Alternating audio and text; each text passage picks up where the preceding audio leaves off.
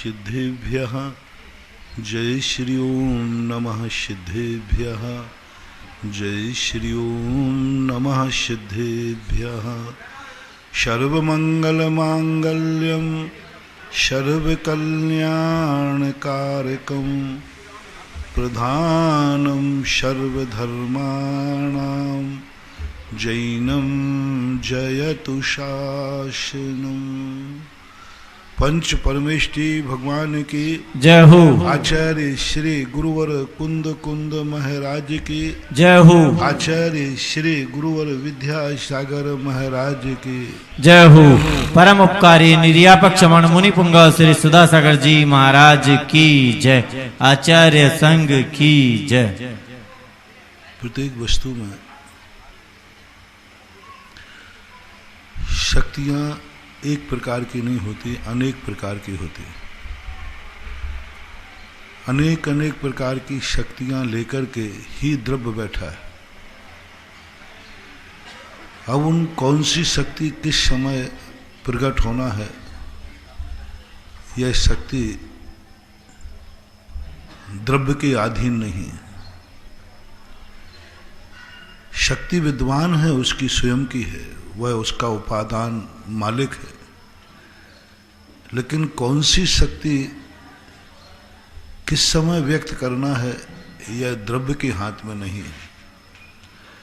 द्रव्य भंडारी है, द्रव्य कोषाध्यक्ष है, जिसे धन दौलत संभालने का अधिकार है लेकिन खर्च करने का अधिकार नहीं है।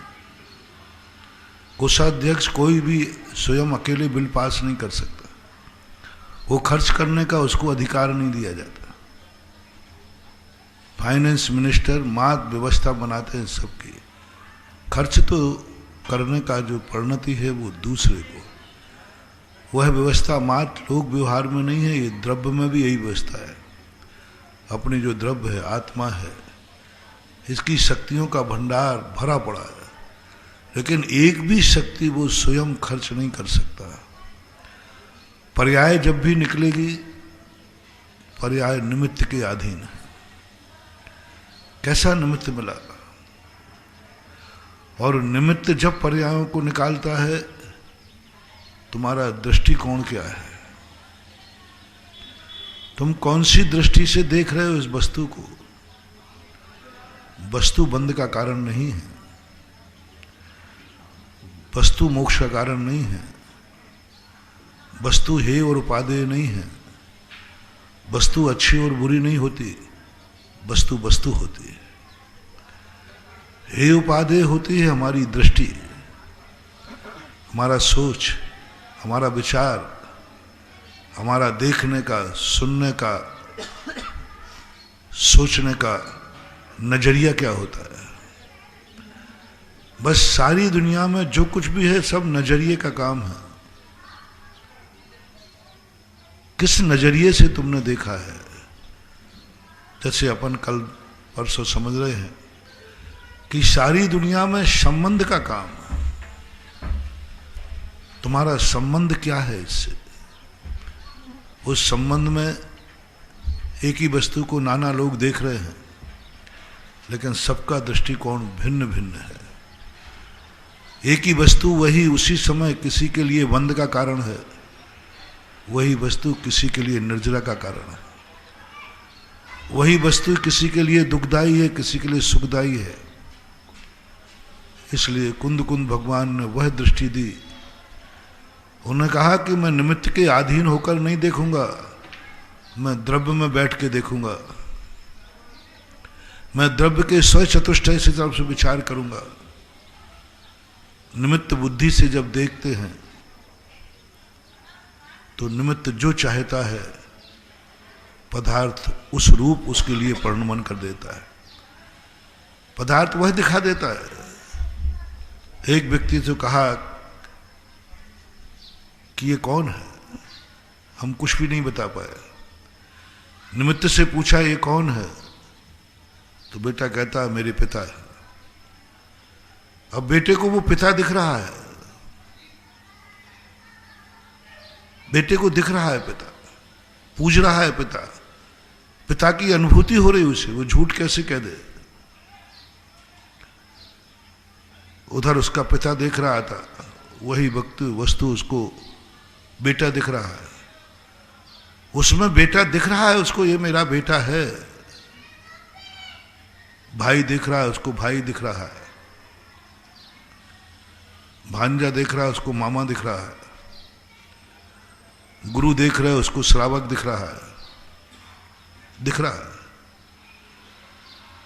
एक समय में ये परस्पर विरोधी तत्व कैसे? कुंद स्वामी कहती मुझे तो इसमें सब झूठा दिख रहा है। एक साथ वो कह रहा है पिता और बेटा दो एक साथ कैसे हो सकता है? व्यक्ति एक साथ विरोधी कैसे हो सकता है? और वे लोग दावा ठोक रहे हैं कि नहीं ये मेरा पापा है, पापा कह रहा है ये मेरा बेटा है। दो दृष्टियों ने बांट लिया उसको। सही क्या है? कुंद स्वामी ने कहा कि मैं तो भ्रम में पड़ रहा हूं। एक दुश्मन आ गया, वो कहता मेरा दुश्मन है। एक मित्र आ गया, मेरा दोस्त है। कितने पहलू कुंद भगवान कहते हैं कि एक समय में व्यक्ति कितने रूप धारण कर सकता है। मुझे इस पर संदेह है। वो उस व्यक्ति के अंदर उतर गए। उन्होंने सबको हटा दिया कि थोड़ी देर के लिए सब हट जाओ, सब हट जाओ। बेटे को हटा दिया, पिता को हटा, सबको हटा दिया। अब उससे स्वयं पूछा गया तू कौन है? तू कौन है? कभी कभी देखना, कुंद स्वामी ने जब ये रहस्य उद्घाटित किया तो हमारी आंखें खुल गई कि हम तो अभी तक भ्रम में थे, भ्रम में थे। यही तो है समय सार। इसी में तो कहते हैं कि तू अपने आप में क्या है इसको समझने का प्रयास कर। अभी तक जो तुझे अनुभूति हो रही है वो दूसरे की अनुभूति है, तुम्हारी नहीं। तुझे पापा की अनुभूति हो रही है, बेटे के कारण है, बेटे का दर्पण है। बेटे की अनुभूति को तूने अनुभूति मान लिया। बेटा कह रहा है कि मेरे पापा हैं, तो तुम्हें भी हो गया कि मैं इसका पापा हूं, मैं इसका पापा। बस इतनी आनंद है। यानी हमारा आनंद दूसरे के अधीन हो गया। बेटा कह रहा है पापा है, तो हमें पापापन का आनंद आ रहा है, अनुभूति आ गया। बेटा नहीं रहेगा तो आनंद खत्म। यानी हमारे हाथ में कुछ भी नहीं। थोड़ा सा तुम देखना कितना पागलपन में अपन उलझे हुए हैं, कितने संबंधों में अपन उलझे हैं। एक दिन एक एक संबंध को निकालते जाना। जो तुम्हारे जितने आनंद हैं, तुम्हारा निजी आनंद कुछ भी नहीं है। निजी आनंद कुछ भी नहीं है। बचपन में थे तो बेटे का आनंद था। पापा बेटा कहते हैं मुझे, बेटा आजा, बस मेरे पापा जिंदा हैं, मैं बेटा हूं। बेटे का आनंद था, बेटे पने का आनंद था। गर्व से कहते थे ऐ चिंता मत करना, मैं किस बाप का बेटा हूं। बाप पर गर्व होता है, मां पर गर्व होता है बेटे को।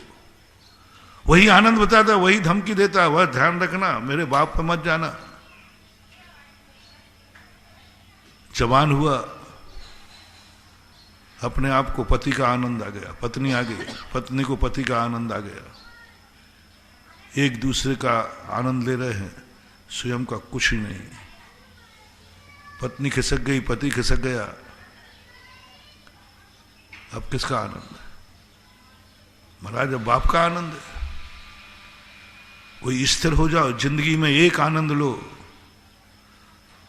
तुम्हारी दुकान ही बदलती रहती है, तुम्हारा आनंद बदलता रहता है। कुछ एक आनंद तुम लो कि तुम क्या हो, तुम्हें किस में आनंद है। बचपन में बेटा बनने में आनंद आ रहा था, जवानी में पति बनने में आनंद आ रहा है, बुढ़ापे में बाप बनने में आनंद आ रहा है। तो आखिर तुम्हारा आनंद कोई एक तो बताओ कि आनंद किस में है, जो शाश्वत हो, त्रिकाली हो। कुंद भगवान ने कहा वह मांग करो, वह मांगो जो त्रिकाली हो, वह मांगो जो स्वाधीन हो, वह उससे संबंध बनाओ जो तुम्हारे कल भी था, आज भी है और कल भी रहेगा। इन संबंधों का तुम आनंद ले रहे हो जो किसी भी दिन धोखा दे सकते, किसी भी तुम अकेले पड़ जाओगे। तुम्हारे साथ जो संबंध है वे टूटते हैं, तुम्हारे मन में घबराहट क्यों हो जाती? क्योंकि तुम्हें उसके अलावा कोई आनंद है ही नहीं। भूख लगती है, तुम्हें रोटी का आनंद है, तुमने कभी उपवास का आनंद लिया ही नहीं। बस यही तो भूल हो गई। तपो में क्या कहा? इच्छाएं कौन सी निरोध करना? जो इच्छाएं पर के अधीन। सबसे मस्ट जरूरत क्या है तुम्हारी? यदि तुमसे संसार में मांगा जाए कि तुम पे कौन सा सुख चाहते हो, एक वस्तु मांग लो, तो सबसे पहले दुनिया क्या मांगेगी? रोटी और पानी। क्योंकि उसे मालूम है इन दो के बिना हमारी जिंदगी खत्म। सबसे पहले वो रोटी पानी मांगेगा कि मेरी जिंदगी में बस रोटी और पानी मिल जाए। कुन स्वामी कहते हैं ये सुख तो पराधीन हो गया, रोटी के अधीन सुख हो गया। रोटी में ही तुम्हें सुख दिख रहा है, पानी में ही तुम सुख दिख रहा है। नहीं, तुम एक दिन ऐसा करके दिखाओ कि बिना रोटी और पानी के भी सुख होता है। पहला तब दिया उपवास। उपवास क्या है? एक दिन भूखों मारना नहीं है, एक दिन रोटी और पानी के बिना तुम आनंदित होकर दिखाओ। कैसा लग रहा है? रोटी याद आ रही है, कुन फेल हो गए। कुन स्वामी ने फेल कर दिया, जाओ रोटी खा लो, मेरे यहां तुम्हारा कोई एडमिशन नहीं है। क्योंकि तुम्हारा निजी सुख कुछ भी नहीं है। तुम्हारा सुख रोटी है, तुम्हारा सुख पानी है। तुम्हें भय है कि रोटी पानी के बिना मैं मर जाऊंगा। ऐसे लोगों का एडमिशन अध्यात्म में नहीं होता। कल मैंने कहा था कि समय सार पढ़ने के पहले, पढ़ने की मनाही नहीं कर रहा हूं, द्रव्यानुयोग पढ़ने के पहले सोच लेना रोटी के बिना आनंद से रह पाओगे,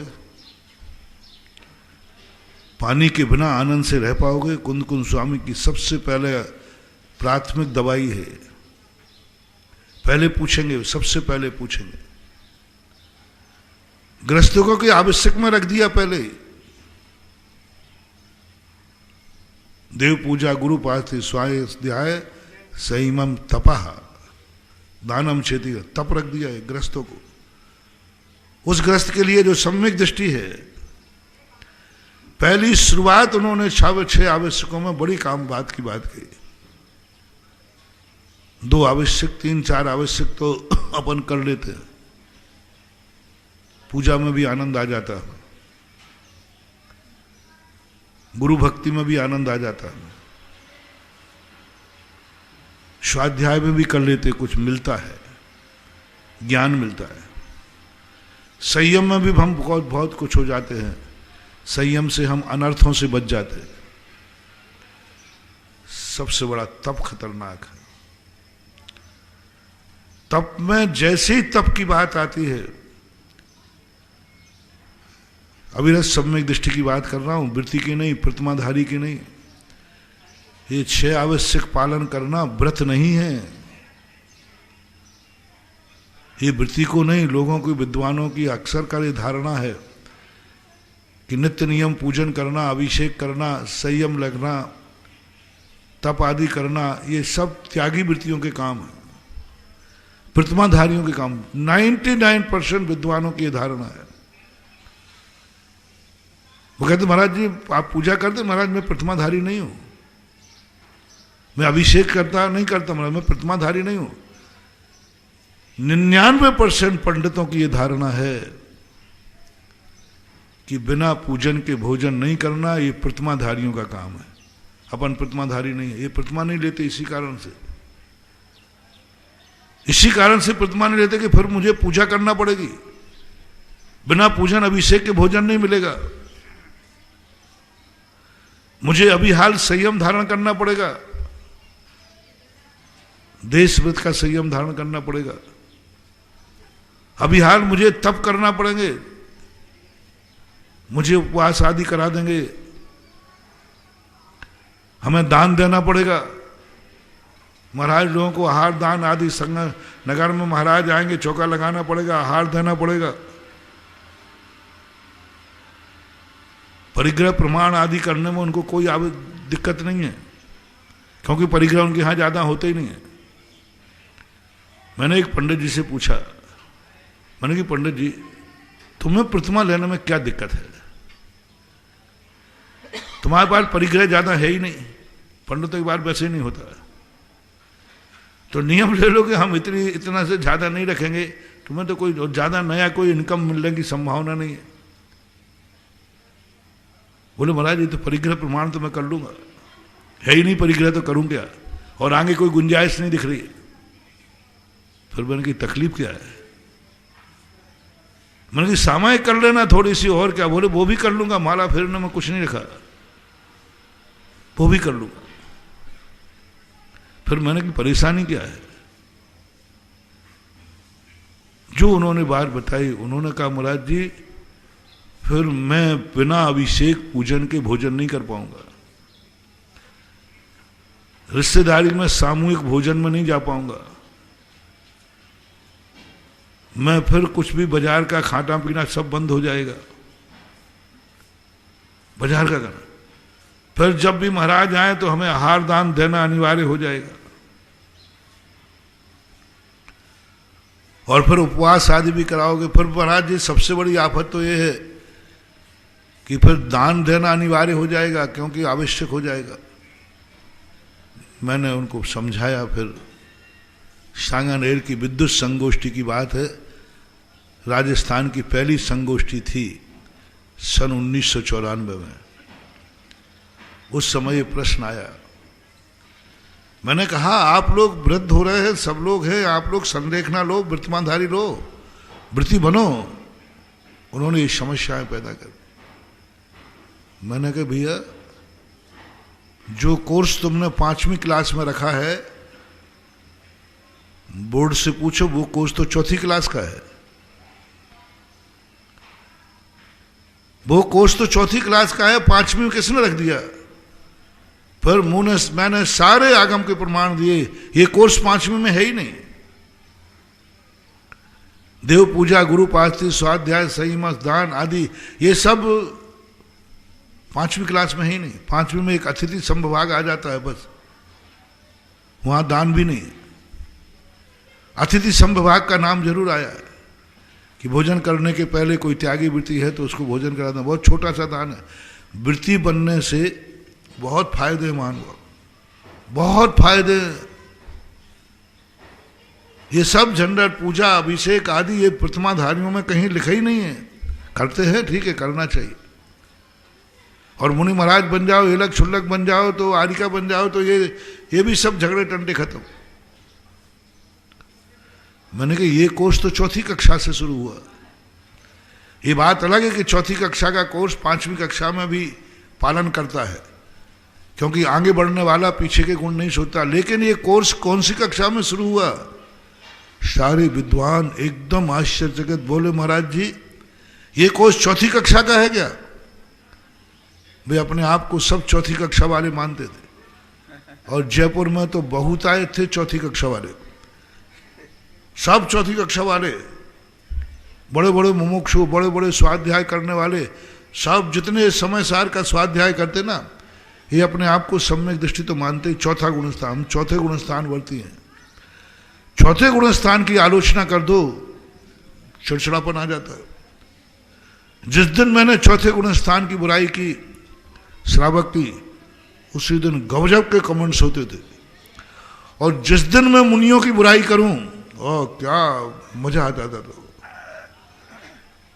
जयपुर की एक विशेषता थी, और कहीं की भी है, यदि और विद्वानों की भी विशेषता है, जो प्रतिमा नहीं लिए हैं वो, मुनियों की बुराई करो आप, मुनि धर्म की एकदम ऐसी फुकली उड़े दो, जितनी मुनियों की बुराई करो, मुनि आजकल ऐसे होते हैं, मुनि आजकल ऐसे होते हैं, ये मुनि शितलाचारी हैं, ये मुनि नरक जाएंगे, ये दुर्गति जाएंगे। विद्वानों का 2 किलो खून बढ़ जाता है, सीना 56 इंच का हो जाता है। बोले आज है सही, महाराज ने आज सही बोला। मैंने सब करके देखा, मैं थोड़ा सा खुरापाती हूँ, मुझे कुछ करने का मन होता है कि मैं कुछ करूँ। तो एक दिन मुनियों की ऐसी बुराई की, तो बुराई मुनियों के सारे पंडित, महाराज जी आज पता चला कि आप इतने सच्चे वक्ता हैं, आपने क्या गजब का बोला, ऐसा कोई बोल ही नहीं सकता, बोलने वाला ही पैदा नहीं हुआ, आज तक किसी ने नहीं बोला। मैंने कि तुम्हें मुनियों की बुराई सुनकर के खुशी हुई? बोले महाराज मजा आ गया, मजा आ गया। मैंने कि बस यही तुम्हारे मिथ्या दर्शन का लक्षण है।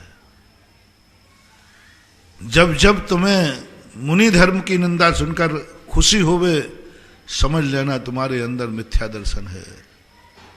मुनि धर्म की निंदा सुनकर के तो आंसू आना चाहिए कि हमारा मुनि धर्म इतना निंदनीय हो गया, हमारा मुनि धर्म का इतना पतन हो गया। परीक्षा देखो, आज जयपुर की परीक्षा जो बता रहा, जयपुर में बस इतने खुश होते थे वे जिस दिन मुनि धर्म के ऊपर, मुनियों की कोई शितलाचार, मुनियों की बुराई करें। आप परीक्षा कर लेना महानुभाव, मुनि की बुराई करते हुए किसी को सम्यक दृष्टि और मिथ्या दृष्टि देखना है तो मैं तुम्हें थर्मामीटर देता हूं कि सम्यक दृष्टि है कि मिथ्या दृष्टि, क्योंकि वो ज्ञानी है, समय सार पड़ा हुआ है, विद्वान है। अब ये सम्यक दृष्टि है कि नहीं, बाहर से कुछ समझ में नहीं आ रहा, बहुत ज्ञान है, तो किसी मुनि की बुराई करके देख लेना, मुनि धर्म की बुराई करके देख लेना, और ये और कह देना मुझे तो ऐसा लगता है पंचम काल में मुनि होते ही नहीं। बोले वाह भाई वाह, ये कही आपने पते की बात है, ये कही आपने पते की बात। आप हो आज पहली बार किसी ने कहा, सारे के सारे जितने कंजाई थे वे सब मेरे भक्त बन जाएंगे, बस मैं एक आवाज लगा दूं। मुझे आज ही तत्व ज्ञान हुआ है रात में कि पंचम काल में मुनि धर्म होते ही नहीं। और कहो मुझे लोग सर्वज्ञ नहीं मान ले वे, महाराज को आज तत्व दृष्टि प्राप्त हुई है, तत्व दृष्टि प्राप्त हुई है, सम्यक दृष्टि हुई महाराज, दिव्य ज्ञान। पंचम काल में मुनि होते ही नहीं। अरे मूर्खानंद, दुनिया में कोई होते हो नहीं होते, मैं तो कम से कम हूं, ये तो देख ले। नहीं वो ये भी नहीं देखेंगे, वो तो अंधे हो जाएंगे। अरे भैया मैं मुनि बन के बोल रहा हूं, वो मान लेंगे अरे महाराज जी बहुत गजब का ज्ञानी है महाराज, तत्व ज्ञानी है, और सारे के सारे यहां सब आ जाएंगे। 3-4 बातें हैं, कुछ ज्यादा नहीं करना है इनको घंटी बजाने में, इनको बुलाने में। मैंने 2-4 महाराजों को देख लिया, 2-4 महाराजों ने तो घंटी बजा दी। एक बार ऐसा हुआ तो मेरे से भी लोगों ने, एक स्थान का नाम नहीं बताता, मेरे से कहा कि महाराज जी ये लोग सोनगढ़ वाले लोग आपके विरोधी रहते हैं। मैंने कहा नहीं। बोले महाराज भाई आपके नाम से चिढ़ते, भाई आपका दर्शन नहीं करते, आपको नमोस्तु नहीं करते, आपके प्रवचन नहीं सुनते, उंगली लगा देते। मैंने कहा अच्छा। मैंने देखो भाई ऐसा मत करो, ये मेरे परम भक्तों में है।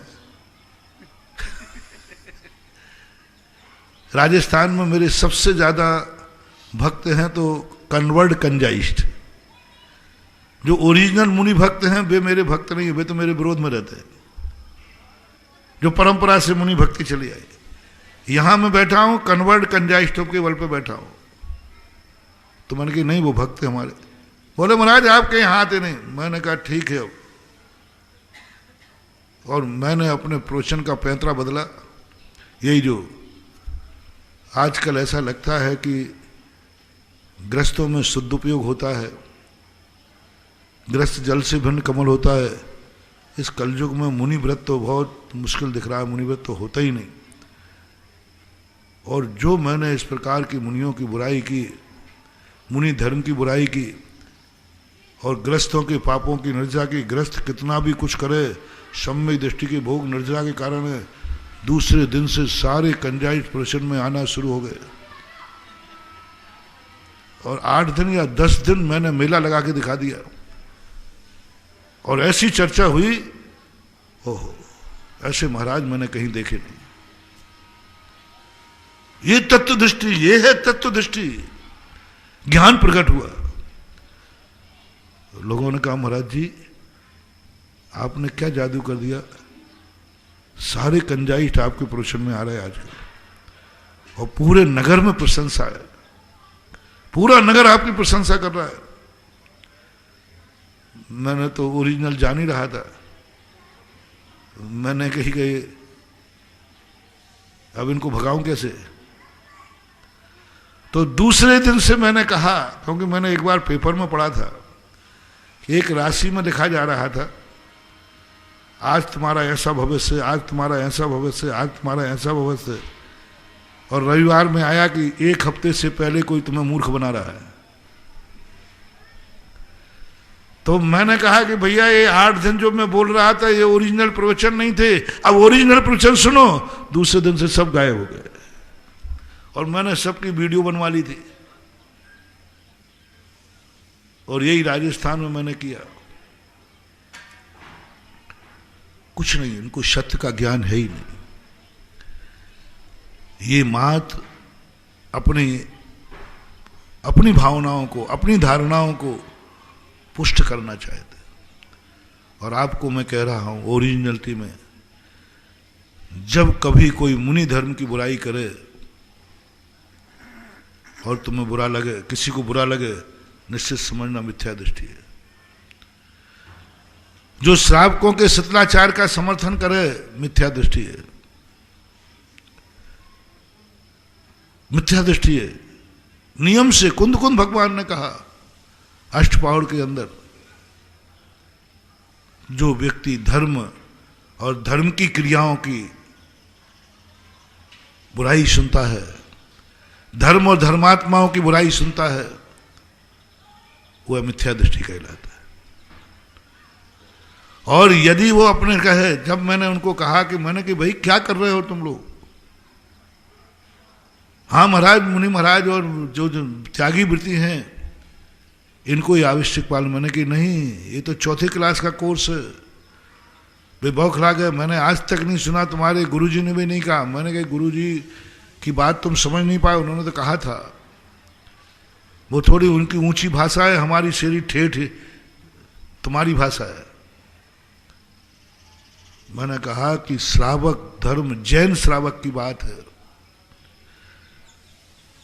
जो श्रावक प्रतिमाधारी नहीं बनते थे, व्रत नहीं लेते थे, इसी कारण से पूजा करना पड़े। मैंने कि तुम अपने आप को 4थे गुण, तुम्हारा कोर्स है। जो जैन कुल में जन्म लेकर श्रावक पूजा नहीं करता है वो मिथ्या दृष्टि महापापी है। मैं नहीं कह रहा, मैंने उनका ग्रंथ दिखा दिया, परमात्म प्रकाश योगेंद्र स्वामी का। मुनि और श्रावक के आवश्यकों पर कहा मिथ्या दृष्टि महापापी, वो 4थे गुण स्थान वर्ती हो ही नहीं सकता, क्योंकि ये 4 आवश्यक ग्रस्त के ही है, वृत्तियों के नहीं है। पूरे श्राप का चार उठा के देख लो, किसी भी व्रत में ये 6 आवश्यक नहीं आएंगे, किसी भी व्रत में, ना 2 प्रतिमा में, ना 3 प्रतिमा में, ना 4 प्रतिमा में, ना 5 प्रतिमा में, किसी भी प्रतिमा में कोई भी ये 6 आवश्यक नहीं है। तो ये 6 आवश्यक किसके हैं? 4थे गुण स्थानवर्ती। जो अपने आप को 4था गुण स्थानवर्ती मानता है वो यदि पूजा नहीं करता है तो नियम से मिथ्या दृष्टि ही है। भीमत गाना, अभिषेक पूजा, जो पंचम काल में मुनिराज कह रहे हैं, गुरुपास्ति, नवदा भक्ति। यदि पंचम काल में मुनिराज नहीं होते थे तो ये आवश्यक में नवदा भक्ति क्यों रखी पद्मनंदी विंशतिकार में? क्यों कहा अनिवार्य रूप से? स्वाध्याय को तो मान लेते हैं वो। संयम और तप, ये चौथे गुण स्थान वर्ती का है, पंचम की नहीं। जैन श्रावक का संयम कह रहा हूं, एक सामान्य संयम। एक होता है प्रतिमाधारी का संयम और एक होता है जैन श्रावक का संयम। प्रतिमाधारी का संयम तो सभी मालूम है, संकल्पी हिंसा का त्याग करना। लेकिन चौथे गुण स्थान वर्ती का संयम नहीं, चौथे गुण स्थान वर्ती जैन का। चौथा गुण स्थान अनेक भेदों में बटा है। चौथा गुण स्थान नारकियों का अलग संहिता है, चौथा गुण स्थान देवों का अलग संहिता है, चौथा गुण स्थान त्रियंशों का उसके अलग नियम। गुण स्थान एक ही है, क्लास एक ही है। मनुष्यों का चौथा गुण स्थान चांडाल का अलग है, धीवर का अलग है,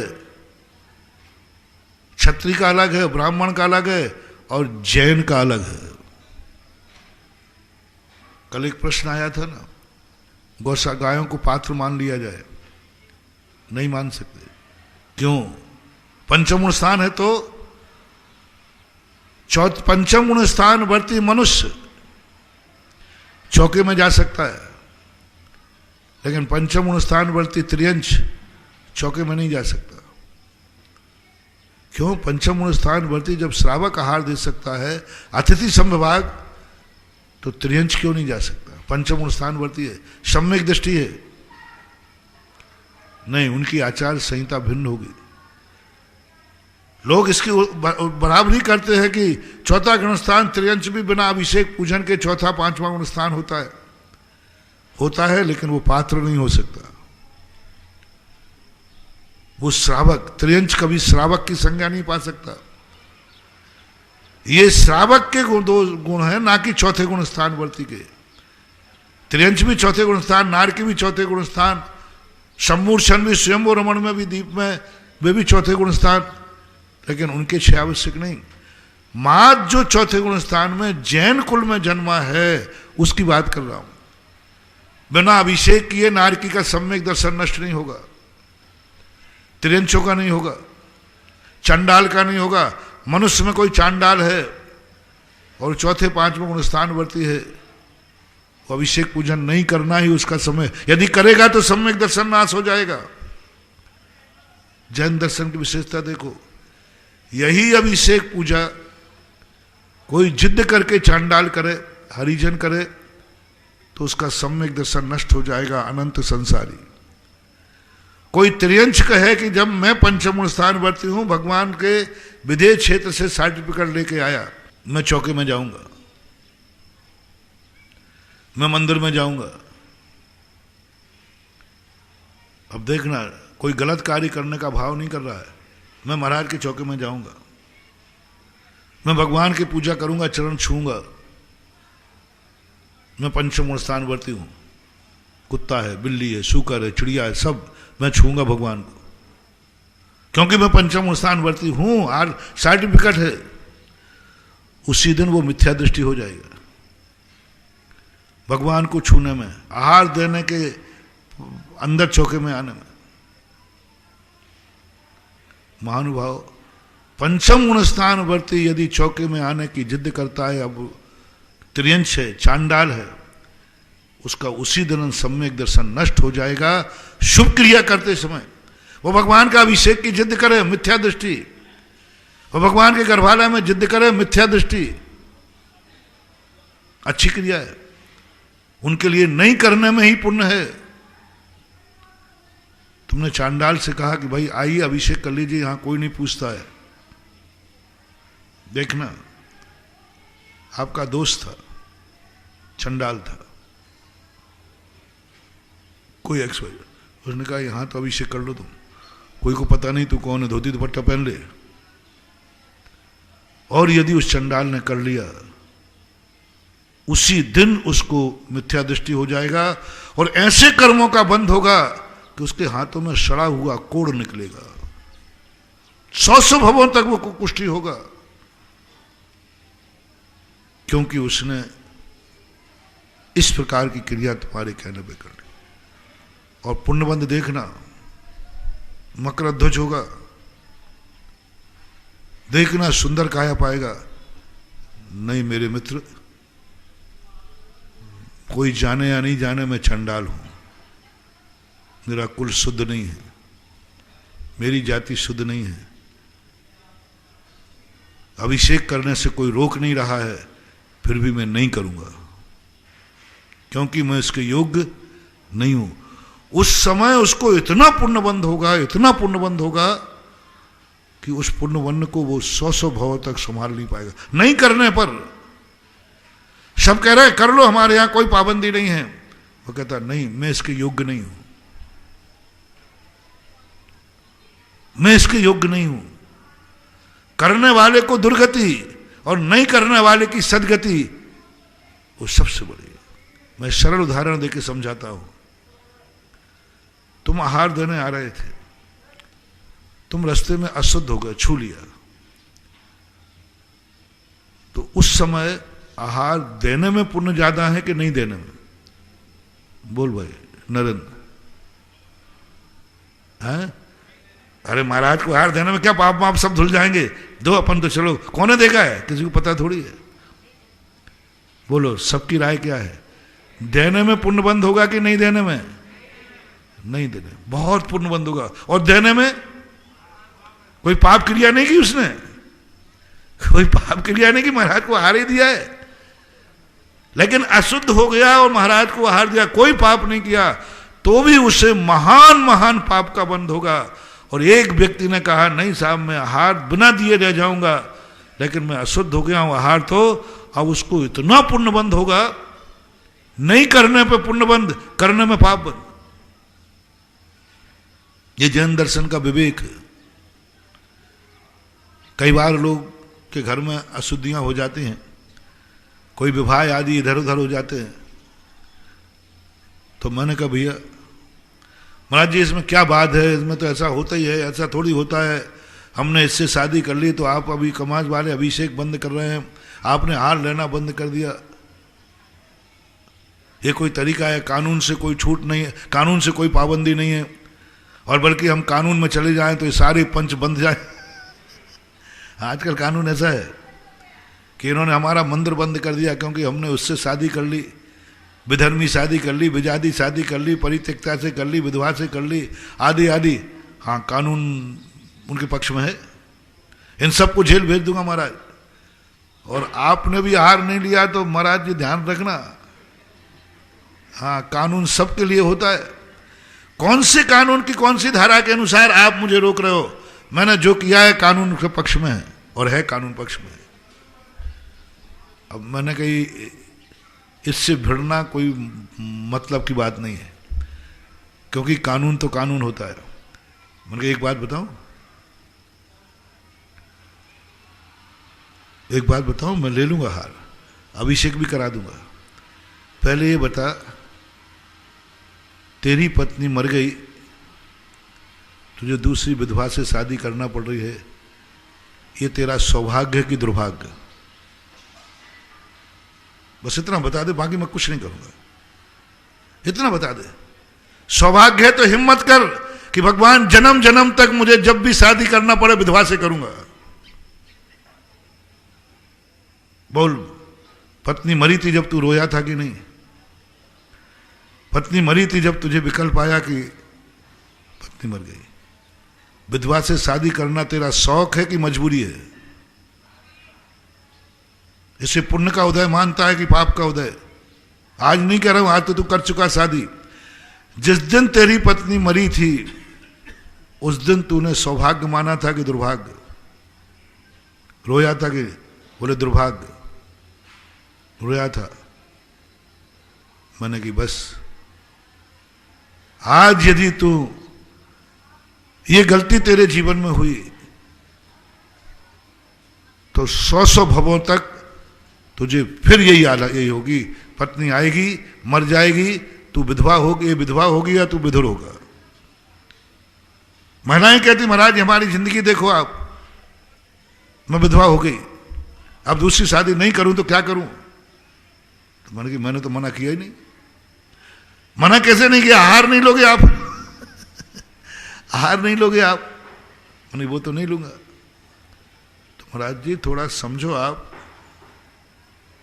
समझो आप मेरी दुर्दशा इसलिए हो रही, मैं शादी करना चाहती हूं लेकिन मात इतना पाप का बंद होगा आपको, आप लोगों के कारण से मैं नहीं कर पा रही दूसरी शादी, मेरी दुर्दशा हो रही है, मेरा बड़ा अपमान हो रहा है, लेकिन मैं सब इसलिए सहन कर रही हूं क्योंकि मैं आपको आहार देना नहीं छोड़ना चाहती। आप आहार की छूट दे दो, मैं कल ही शादी करूं। क्योंकि मेरा भाव है कि मेरा आहार छूटना नहीं चाहिए। और महाराज जी आपको बहुत कोसते हैं, महाराज जी का क्या बिगड़ता है, मैं दूसरी शादी कर लूंगी तो महाराज आहार ले ले में तो हमारे दोनों काम हो जाएंगे, दोनों काम हो जाएंगे। बहुत प्रश्न करते लोग आजकल के, तो बहुत महाराज जी मैं आपको भी नहीं छोड़ना चाहती और दूसरी शादी भी करना चाहती, बस एक कारण है, हमें कोई रोक टोक नहीं, कानून से नहीं, परिवार ने हाँ कह दिया, जिससे शादी करना चाहता है उसकी भी सहमति है, बस एक रोड़ा बन रहे हो आप, क्योंकि आप फिर कल से हमसे आहार लेना बंद कर दोगे। बस एक इतनी सी एनओसी और दे दो। तो मैंने कहा भैया, मैंने कहा बहन जी दे दूंगा, कोई बड़ी बात नहीं, भक्तन हो ना तुम, लेकिन एक बता दो, तुम जब विधवा हुई थी, ये सौभाग्य की दुर्भाग्य, माताएं शेयर करें, एक स्त्री को विधवा होना सौभाग्य की दुर्भाग्य? दुर्भाग्य। तुम रोई थी कि नहीं? रोई थी। ये अच्छी चीज है कि बुरी चीज? बुरी चीज। महाराज ऐसा किसी के जीवन में नहीं घटित हो। महाराज ये जिंदगी में किसी भी महिला के जीवन में घटित ना हो, और मेरे जीवन में भी भगवान हो गया तो हो गया, आगे घटित नहीं हो। बस मैंने कहा मैं इसलिए हार नहीं ले रहा हूं तुमसे कि मेरा भाव है कि इस जन्म में जो घटना घटी, जब भी तू स्त्री बने कभी विधवा ना हो, इसलिए हार नहीं ले रहा हूं। यदि मैं हार ले लूंगा तो तुझे 100 जन्म तक विधवा बनना पड़ेगा, 100 जन्म तक बनना पड़ेगा। तुझे खुशी है, तू मुझे मना रही है कि महाराज मेरे से हार ले लो आप। कोई महाराज मोह में आ गया, तुम्हारी बातों में आ गया, तुमने एक अशुद्ध कार्य किया है और उस अशुद्ध कार्य को तुमने वैलिड कर दिया, खुल्लम खुल्ला आगम से कर दिया। चोर पाप बेशन सब होते हैं, मार्ग नहीं है। चोरी होती है लेकिन कानून छूट नहीं है। तुमने तो कानून का छूट दे दी कि कर सकते हैं, फिर भी महाराज हार लेते हैं। मंजूर है तुम्हें? 100 भवों तक तुम विधवा होगी, शादी होगी, विधवा होगी। मैं कल से आहार लेना शुरू कर दूंगा, मुझे तो क्या फर्क पड़ता है। ध्यान रखना महानुभाव, जितना ये नाटक में प्रश्नों में तो आहारों में करता हूं ना, मेरे लिए नहीं करता हूं, तुम्हारे हित में करता हूं। मुझे तो क्या फर्क पड़ता है, एक सामायिक ज्यादा कर लूंगा। मेरे में तो इतनी ताकत है कि तुम कितना भी अशुद्ध दे दोगे, मेरे हाथ में आते वो शुद्ध हो जाएगा। क्योंकि हमें तो अनजाने रास्तों पे चलना है, मुझे तो अनजाने ग्रस्तों में जाना है। मुझे तो कुछ भी पता नहीं है तुमने भोजन कैसे बनाया है। तुम सब घोटाला कर सकते हो, क्योंकि मेरे सामने तो तुम भोजन बनाते नहीं। मेरे जाने के पहले क्या चक्करदम चल रहा है चौकों में, क्या है? तुम बाजार के भी लाके रख दो तो क्या करूंगा मैं? बोलो ना। मैंने तो भगवान से कह दिया, भगवान यदि आप मुझे 16 का खिलाना चाहते हैं तो कृपया करके अपने हाथ से बनाने की छूट दो। हाँ, तभी 16 का रहा। इनका कोई भरोसा नहीं, इनका कोई भरोसा नहीं, कहां गड़बड़ कर दे। शुद्ध 16 का। भगवान ने कहा नहीं, तुझे बनाने की छूट तो नहीं दूंगा, 16 में कमी आ जाए तो आ जाने दे। फिर मैंने कहा भगवान ये देखो, एक चौका फिक्स कर दो, वहीं से शुद्ध 16 का बन के आएगा। प्रतिदिन नए नए चौके बढ़ना, इनका क्या भरोसा। कम से कम भोजन, उन्होंने कहा नहीं अशुद्ध चल जाएगा लेकिन नए नए चौकों में जाना। तो भगवान मुझे देखने की छूट दो, भोजन के पहले जब बने तब वहां मैं कुर्सी लगा के टकर लगा के बैठ जाऊं। हाँ, एक महाराज थे,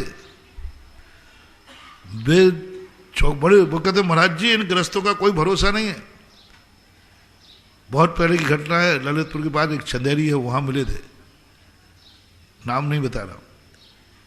वो कहते थे महाराज जी इन गृहस्थों का कोई भरोसा नहीं, ये भ्रष्ट कर देंगे अपन को। तो वे चौका लगता था, वहीं पीछे धर्मशाला थी, वे पानी भरवाने स्वयं जाते थे, स्वयं खड़े रहते, मेरे सामने पानी भरो। तुमने एक बूंद यदि इधर की उधर कर दी तो एक बूंद में 36,450 जीव होते हैं। महाराज जी इन्होंने एक बूंद बिना छनी कर दी तो, हाँ मैंने कि महाराज कर तो सकते, इन ग्रस्तों का तो कोई भरोसा नहीं है।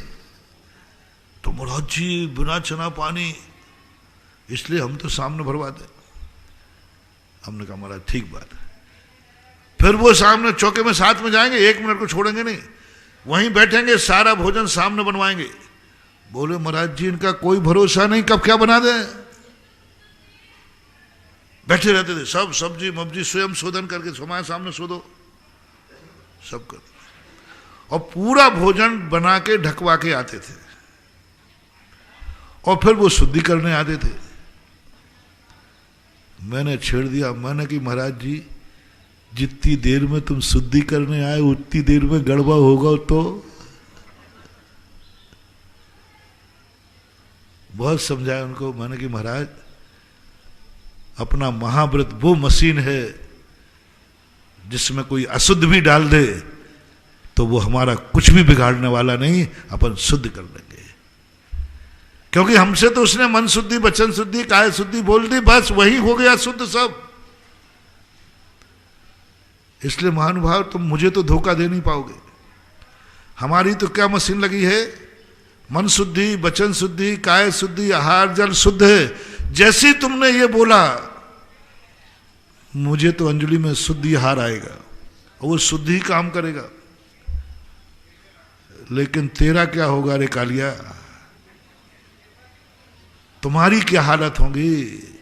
ग्रस्त की फजीती है। एक महाराज को जहर दे दिया, एक महाराज को कसाय से कड़वी तुम्बी दे दी, कुछ नहीं बिगड़ा, उनकी समाधि मरण हुआ, अच्छा स्वर्ग गए। लेकिन देने वाला कितने भवों तक दुर्गति प्राप्त हुआ। देने वाला, लेने वाले की नहीं, देने वाले की दुर्गति हुई, दुर्गंधा हुई, सड़ी गली, कुकरी कूतरी, क्या क्या हुआ। मात देने वाला। महानुभाव कोई भी धर्म की क्रिया, भगवान का अभी कोई भी अभिषेक कराए तुम पैंट शर्ट से कराओ, भगवान का कुछ बिगड़ने वाला नहीं है। मैंने भगवान को ऐसा सूर्य मन दे के स्थापित किया है कि वो कभी अशुद्ध होगी ही नहीं। चिड़िया उस पर बैठी रहती है, अशुद्ध नहीं होता। आप भी छू लेना, कोई अशुद्ध नहीं। बाहर से शुद्धि का बात कही गई है, भगवान का तो कुछ नहीं बिगड़ेगा, लेकिन तुम्हारा क्या होगा। बोलो अशुद्ध हाथों से छूने पर भगवान का ज्यादा बिगड़ेगा कि छूने वाले का। पाप बंद किसको होगा, अशुद्ध कौन होगा। महाराज को अशुद्ध हाथ देने पर कुछ नहीं बिगड़ने वाला। महानुभाव तुम्हारा सर्वनाश हो जाएगा, तुम्हारी जिंदगी बर्बाद हो जाएगी। मैं तो हार ले लूंगा, मुझे क्या फर्क पड़ता है, लेकिन तुमने इस प्रकार का आगम के विरुद्ध कार्य किया तो 100 भव तक कांप गए। मैंने कही तुम नहीं देने में तुम्हारे लिए बस लास्ट दुर्घटना है, आगे भव भवांतरों में कभी तुम्हें विधवा नहीं होना पड़ेगा। तुम जीवन पर्यंत सौभाग्यवती बनोगी, जीवन पर्यंत तुम बनोगी तो आरिका बनोगी, गृहस्थी छूटेगी तो हारिका बन के छूटेगी, या सौभाग्यवती बन करके मरोगी, कभी विधवा का दर्शन नहीं होना पड़ेगा। एक नियम ले लेना, तुम कोई आहार देने की कहे, नहीं तुम दे सकते हो, किसको यहां मालूम है, नहीं मैं इसके योग्य नहीं हूं, बस इतना कहना। नहीं देने में पुण्य बंध है। तो मैं इन लोगों को समझाता हूं, जो घटनाएं तुम्हारे जीवन में घट रही हैं, करना पड़ रहे हैं, ये तुम मजबूरी में कर रहे हो या सही। आजकल ये विधर्मी शादियां हो रही ना, बड़ी लोग महाराज एक जैनी बढ़ाया है हमने, आए चल रहा है महाराज हमने एक जैनी बढ़ाया है, एक अजैन को जैन बनाया है, मैं बहू लाया हूं, एक जैन को अजैन बनाया है। अच्छा अच्छा, ऐसी दलील देते हैं कि महाराज को भी त्रिबला जाए। कई महाराज बातों में आ जाते, बात तो सही कह रहा है, धर्म लाभ महाराज एक जैनी बनाया है, अजैन की शादी करके लाया हूं। मैंने कहा अच्छा जैनी बनाया है। एक बार एक शराबी व्यक्ति ने कहा, बोले महाराज शराब और गुटखा जिन चीजों को तुम मना करते हो बहुत अच्छी चीजें हैं, बहुत मजा आता है इसमें, आप एक बार पी के देख लो। आप मत बुराई करो, क्योंकि आपको किसी ने कान भर दिए, आपके कान, ये आपके शास्त्रों में जो लिख दिया है ना, ये सब तोता रटन थे। आपने कभी शराब पी क्या? मैंने कही नहीं पी। तो फिर क्यों बोलते हो आप? हम लोग पीते हैं, हम लोगों से पूछो, हम लोग पीते हैं, हम लोग देखो शराब नहीं मिलती तो हम लोग तड़प जाते हैं। परिवार के सोना चांदी जायदाद से भी ज्यादा प्रिय शराब है।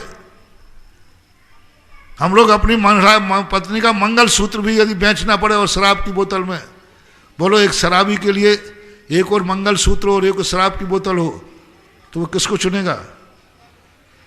बोलो ना, शराब की बोतल को बिक जाए मंगल सूत्र। इसमें सी नशेड़े भंगेड़े ये अपने माँ के अपनी पत्नी के सिर फोड़ देते हैं, प्राण ले लेते हैं। महाराज जी हमें शराब की बोतल इतनी प्रिय है, माँ से बड़ी, पत्नी से बड़ी, जायदाद से बड़ी, मकान से बड़ी, दुनिया में कोई चीज इतनी बड़ी नहीं है। आप उसकी बुराई करते हो। हम लोग धर्म की चीजें नहीं जानते तो हम तो नहीं बोलते, आपको जिन संसार की चीजों का पता नहीं उस पर आप क्यों बोलते हो? अरे मैंने कहा इसने तो मुंह चुप कर दिया, और मुझे आज तक तो कोई चुप कर नहीं पाया, और भविष्य में भी कोई कल्पना नहीं है। मेरे सामने तो बड़े बड़े लोग आकर के चुप हो जाते हैं। अब देखना उसने कहा बना बताओ इसमें गलती क्या है? हमें अच्छी लगती है, बहुत बढ़िया, बहुत अच्छी चीज है शराब। शराब वो अच्छी चीज है, कम से कम कभी राजा बने या नहीं बने, जितनी देर शराब चढ़ी रहती है उस दिन तो आई हम राजा।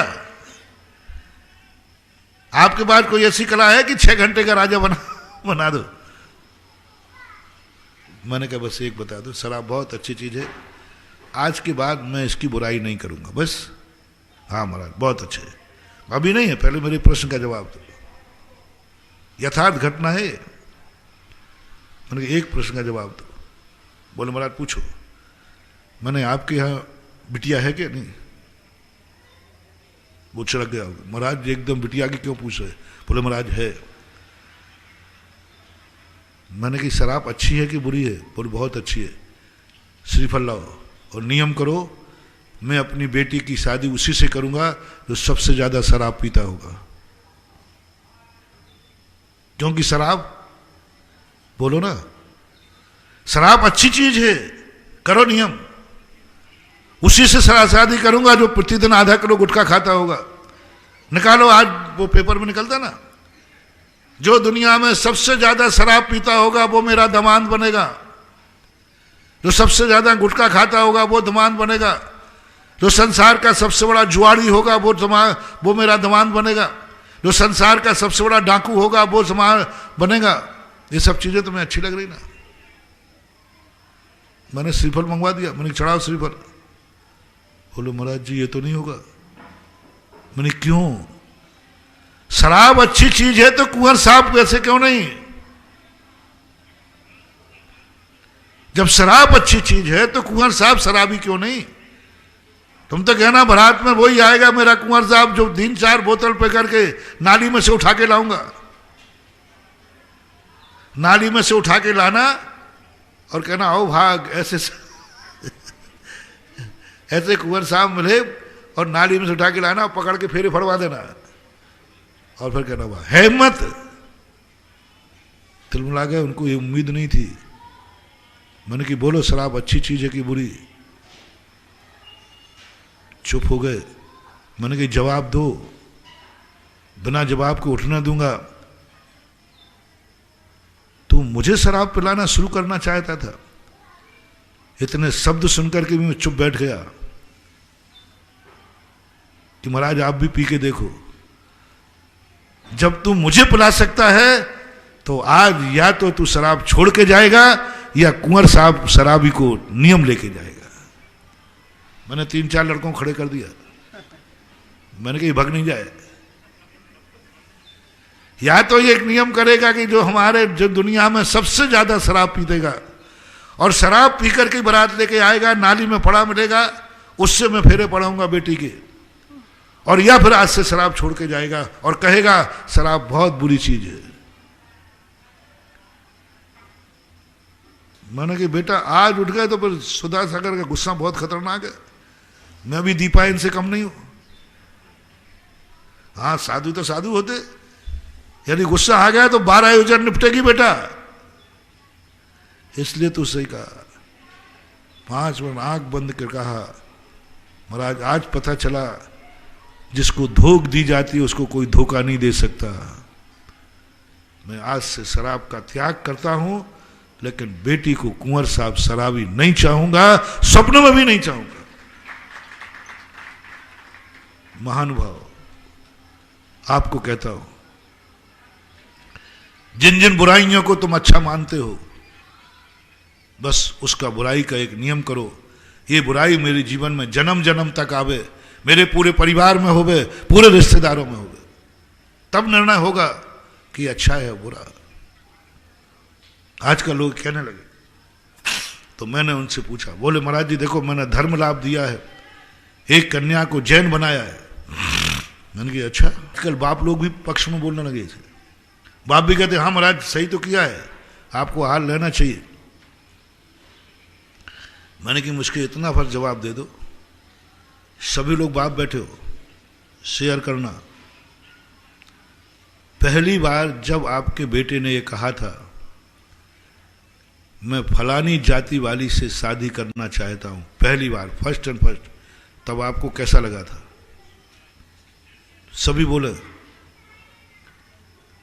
आपके बेटे ने कहा कि मैं फलानी जाति वाले से शादी करना चाहता हूं, मैंने पसंद कर। फर्स्ट एंड फर्स्ट बताओ आपको कैसा लगा था? अभाग्य की दुर्भाग्य? आपके चेहरा की सफेदी आ गई थी। बेटा क्या करता है तू, ये करेगा? फर्स्ट एंड फर्स्ट कितना समझाया था आपने? उसी बाप से मैंने पूछा, बोलो क्या हुआ था?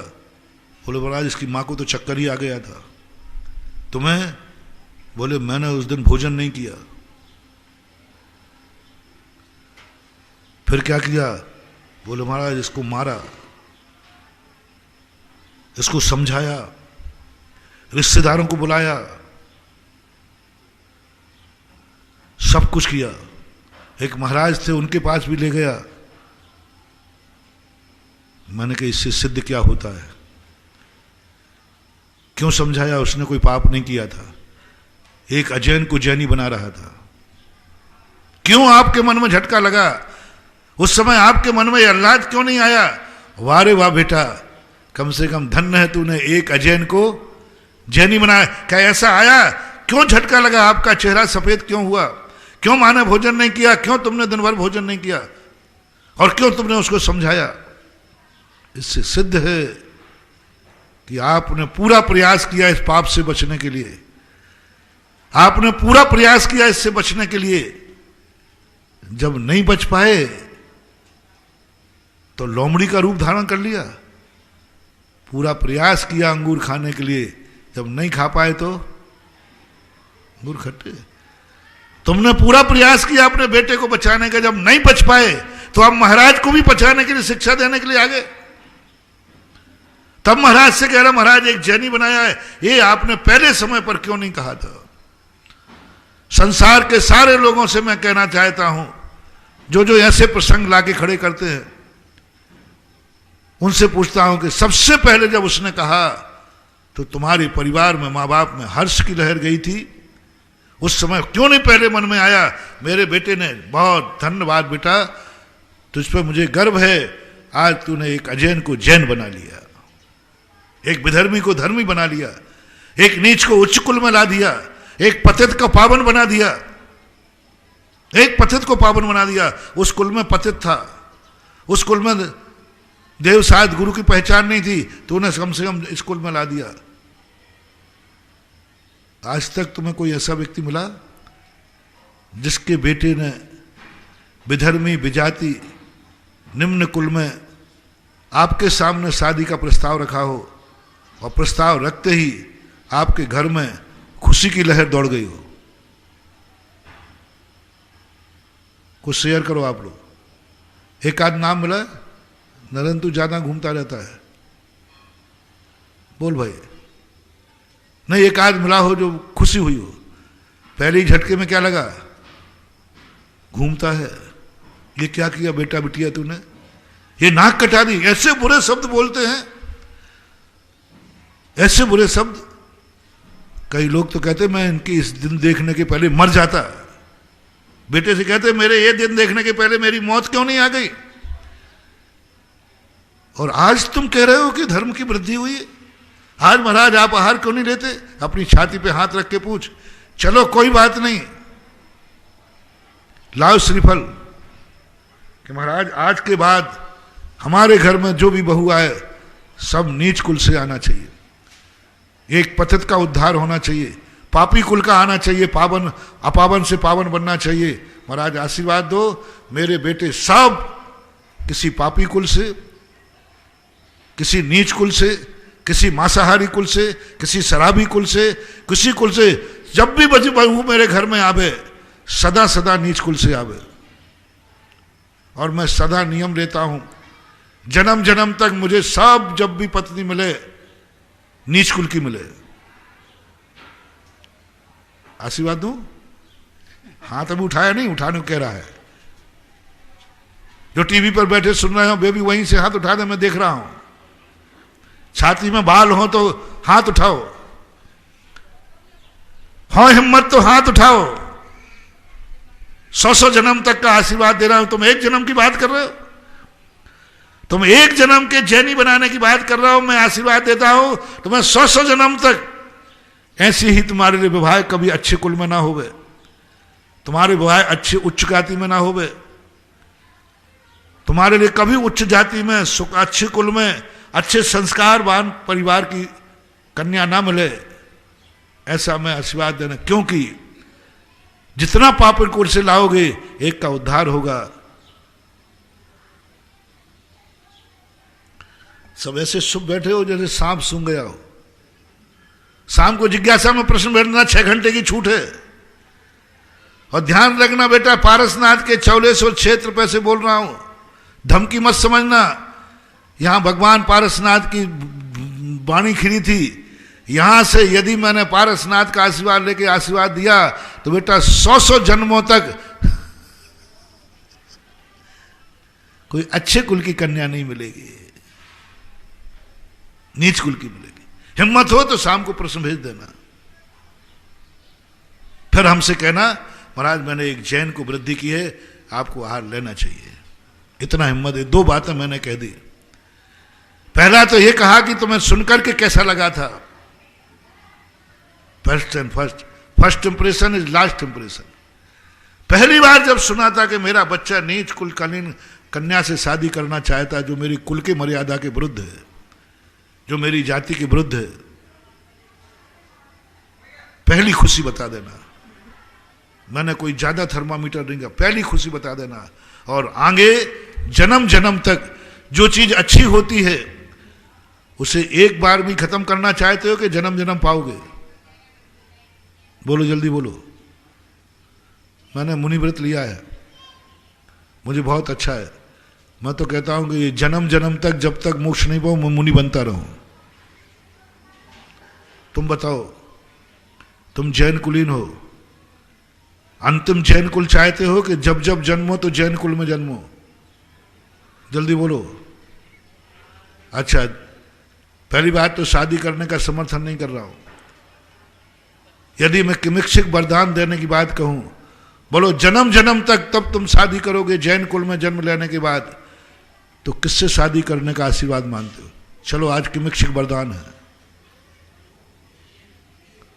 मुनि बनने का नहीं दे रहा हूं, अब तो बोल दे भैया। शादी करने कह रहा हूं, किमिक्षिक वरदान तुम्हें दे रहा है भगवान, किमिक्षिक वरदान दे रहा है तुम्हें गुरु, किमिक्षिक वरदान की देवता दे रहा है। मांग ले, क्या मांगना है? जैन कुल में जन्म लेगा, यदि शादी करना ही पड़े तो आप कौन से कुल में शादी करने का वरदान मांगोगे? जो लाइव में सुन रहे हैं वे भी निर्णय करें, शाम को बतावें कौन से कुल का वरदान मांगोगे? नीच कुल का? नहीं, मुझे तो नहीं लगता, क्योंकि मैंने नीच कुल के वरदान को भी समझा है। एक बार मैंने कहा था ना कि मैंने एक झाड़ू लगाने वाले होते ना, वो मैं शौच को जाता था, प्रतिदिन वो मेरे दर्शन करता था। मैंने कहा, एक दिन उसने कहा, महाराज जी मैं नहा धो करके आया हूं और मैं आपके पैर छूना चाहता हूं। बहुत नहा धो के, तुमसे ज्यादा था शुद्ध, तुम तो आंखें मलते हुए छू लो। हाँ, तुम्हारी शुद्धि का कोई भरोसा नहीं है। वो नहा धो करके आया। मैंने कहा भैया नहा धो लिया शरीर से, लेकिन दो चीजों का तुम यदि मांसाहार करते हो और शराब पीते हो तो फिर मत छुआ, नहीं छू पाओगे। उसने कहा महाराज जी मैंने किया नहीं, लेकिन आज के बाद मैं कभी कभी परिवार में मांसाहार का संबंध, मैं नियम लेता हूं कि मैं कभी शराब और मांस का सेवन नहीं करूंगा। उसने, मैंने कहा पैर छू लो। मैंने कहा आज पैर छुए हैं तुमने तो एक बात का जवाब दे दो। छुल्लक जी वगैरह थोड़ा लेट आए तो मैं खड़ा था। मैंने कहा भैया तुम्हारे यहाँ बेटा बिटिया है क्या? बोले महाराज जी हैं। तो आप अपनी बेटी की शादी किस कुल में करना चाहेंगे? बहू कौन से कुल की चाहेंगे? देखना, मेरा सर्वे देखना। तुरंत पूछने के बाद मेरे मन में डर हो गया, कहीं इसने कह दिया कि मैं तो जैन कुल की चाहूंगा तो फिर क्या होगा? मैं कई बार बुरा फंस जाता हूं बोल करके। और इसने कहा कि मैं अपनी बिटिया तो जैन कुल में देना चाहता हूं, तो फिर क्या होगा? महाराज जी आशीर्वाद दो, मेरी इच्छा पूरी। अब क्या करूंगा बोलो? और मेरी बेटी जैन कुल में जावे और मेरी बहू घर में जैन आवे, ऐसा आशीर्वाद दो। बोलो उसने आशीर्वाद बुरा मांगेगा कि अच्छा? उसके लिए पूछ रहा हूं। अच्छा, मुझे एक सेकंड के अंदर बिल्कुल एकदम पसीने की बूंदें झलक गई। काश यदि ये कह देगा कि मैं बहू जैन चाहता हूं और मैं बेटी को जैन कुल में देना चाहता हूं, उस समय मेरा क्या एक्शन होगा? क्या एक्शन? एक मिनट में मेरे पृथ्वी खिसक गई नीचे, दिन में तारे दिख गए। मेरा एक्शन क्या होगा? मैं क्या एक्शन लूंगा? किस जैनी लड़के को आप इसकी बिटिया दिलवाओगे? तुम्हारा गुरु उलझन में फंसा है रे। ओ कुंवारे लड़को, एक ओ जैनी बाप लोगों, अपने बेटे को गुरु के उलझन में निपटाओ। यदि उसने कह दिया कि मैं तो जैन कुल में देना चाहता हूं, तो मेरे पास एक ऐसी लिस्ट चाहिए है जो बाप दे दे, महाराज मेरा छोकरा आपके, मेरे छोकरे की करा देना। उसकी नहीं, जिसकी नहीं हो रही हो उसको चाहता हूं जिसकी 100 कुंडलियां जैनियों की लाके रखी हूं। और कौन अपनी बेटी को देगा उसके लिए? वो चाह रहा है कि मुझे जैन बहू चाहिए। सारी बहुओं बेटी कन्याओं से पूछता हूं, मेरे भक्त परिवार से पूछता हूं, मुझे लिस्ट चाहिए महाराज, आप संकट में मत पड़ना, मेरी बिटिया को हम उस कुल में दे देंगे, झाड़ू लगाने वाले में। आज शाम को ये नाम आएंगे क्या महाराज? नहीं दे पाओ। मेरे मन में भाव, मैंने क्या होगा? तुरंत मेरे मन ने कहा, हे भारत देश से घबराओ मत, ये भारत देश से घबराओ मत, ये भारतीय संस्कृति है, घबराओ मत। ये भारतीय संस्कृति दुख भोग लेगी, कष्ट भोग लेगी, लेकिन बेटा बिटिया का संबंध उन्हीं कुल में करना चाहेगी जो बराबरी का कुल होता है। क्या जवाब उसने दिया?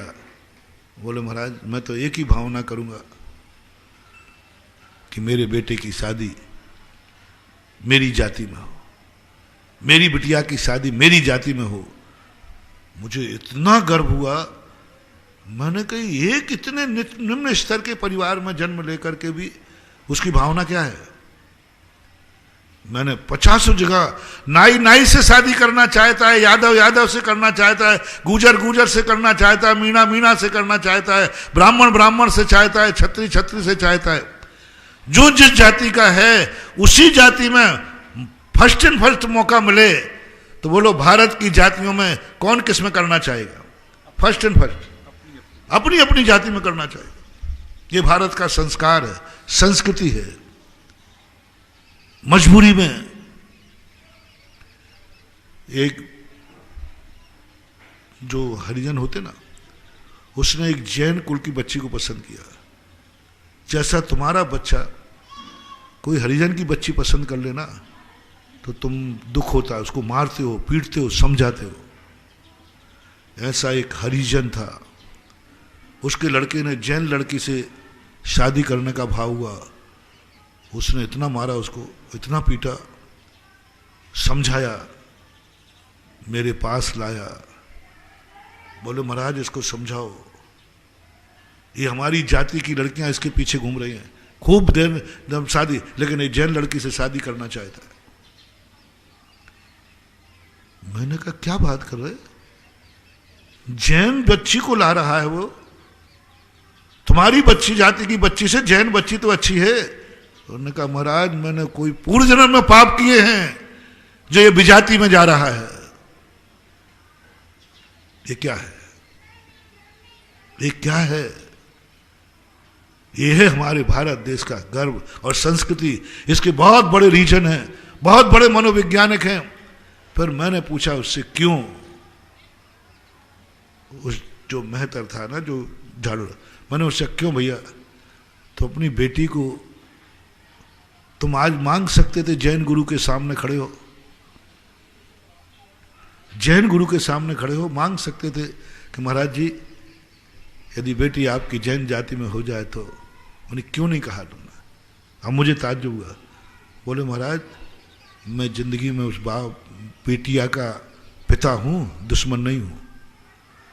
ये जैन कुल में जाएगी, जिंदगी भर कोई थोड़ा सा करेगी, आखिर नीच जाति का तो खून है,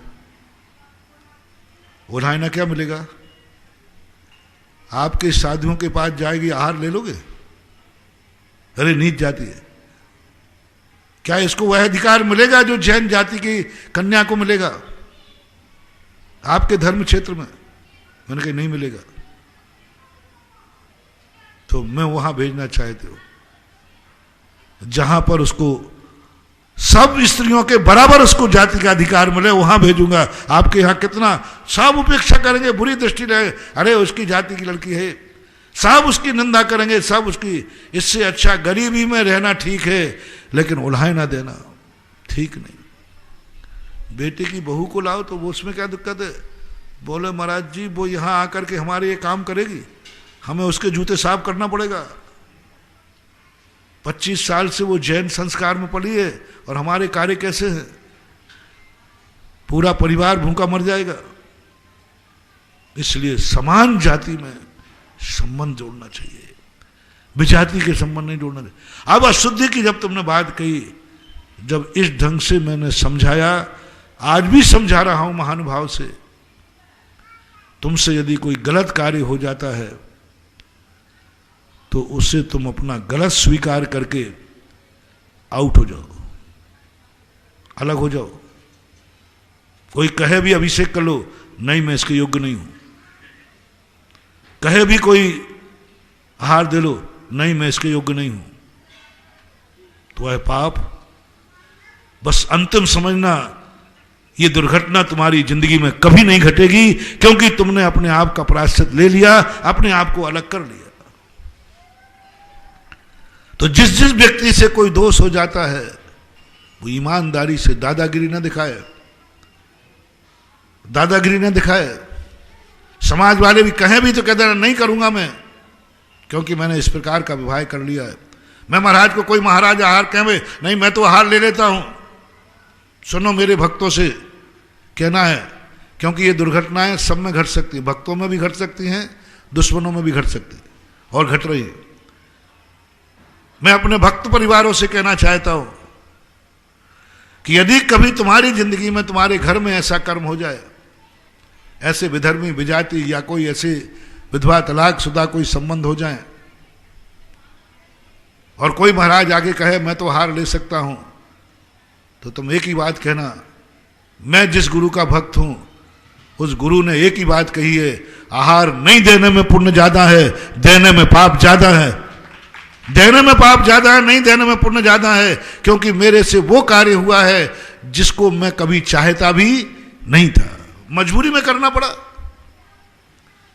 मेरी आत्मा जानती है, जब मैंने ये कार्य किया था, तो जो कार्य के सुनते ही तुम्हें दुख हो जाए, उस कार्य को कभी सही करने का प्रयास मत करना।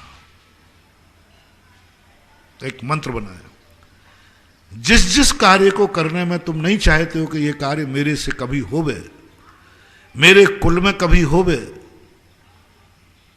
उन कार्यों की लिस्ट बना लेना। मैं ये आशीर्वाद नहीं दे पाऊंगा कि लो मैं आशीर्वाद देता हूं तुम्हारे कुल में कभी ऐसा कार्य नहीं होगा।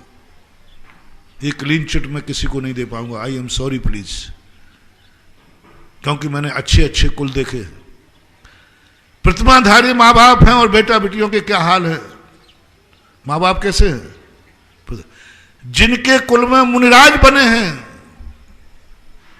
क्या बने भाई? मुनिराज बने हैं, उनके कुलों में ऐसे कर्म हो रहे हैं। इसलिए मैं एक क्लीन चिट नहीं दे पाऊंगा कि यह कार्य तुम्हारे जीवन में नहीं होगा। बस मैं अपने भक्तों से एक ही बात कहना चाहता हूं, और तुम भी अपनी छाती पे हाथ रख के पूछ लो, तुम भी इसको नहीं चाहते? मैंने पूरा डिस्ट्रैक्शन कर दिया। बस एक नियम लेना है, यदि मेरे कुल में और मेरे से ये पाप हो गया तो मैं अपने आप को उन धर्म की क्रियाओं से अलग कर लूंगा जिस धर्म की क्रियाओं में हमें अनुमति नहीं है। मैं वहां जबरदस्ती करने का भाव नहीं करूंगा। हो गया मेरे कुल में आहार देने की अनुमति नहीं है, मैं नहीं दूंगा, और कोई लेगा भी तो भी नहीं दूंगा, कोई कहेगा भी तो नहीं दूंगा। जाओ, मेरा आशीर्वाद है तुम्हें। इस भव में तो घटना घट गई, 100 भवों तक ऐसा दुर्भाग्य तुम्हारा कभी नहीं होगा, ये गारंटी से आशीर्वाद देता हूं।